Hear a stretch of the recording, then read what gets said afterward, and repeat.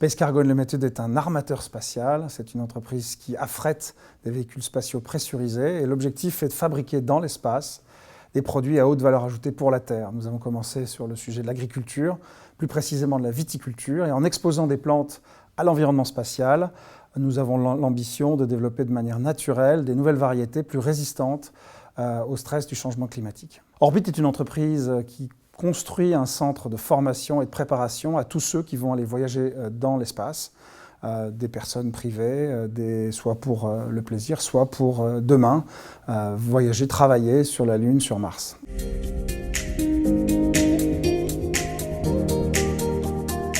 Alors, le New Space est un moment assez particulier de l'industrie spatiale où finalement toute la culture entrepreneuriale de la start-up de la Silicon Valley rentre en collision avec l'industrie plus traditionnelle du spatial. C'est un moment où le partenariat public-privé américain et maintenant de plus en plus en Europe et dans le reste du monde crée des opportunités.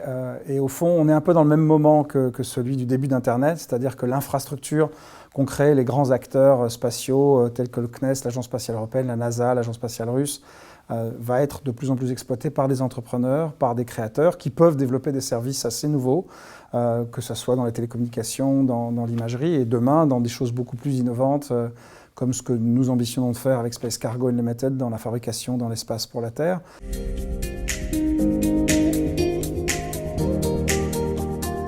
Une aventure entrepreneuriale, c'est avant tout une aventure humaine. Donc c'est avant tout et toujours une question de s'entourer, d'organiser une dynamique collective qui soit tournée vers la seule chose qui compte finalement, c'est l'utilisateur.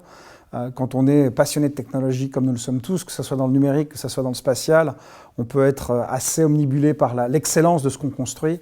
Au fond, elle est toujours relative face à ce que l'utilisateur veut utiliser, a besoin d'utiliser. Et donc le seul vrai bon conseil, au-delà de bien s'entourer, c'est vraiment de rester toujours obsédé par le client, être le plus proche possible de ses désirs, évidemment notamment ceux qu'il n'a pas encore pleinement exprimés. Et puis ensuite d'itérer, d'être capable d'être très proche des signaux qu'il va renvoyer dans l'appréciation ou pas de ce qu'on a construit pour arriver à vraiment le satisfaire.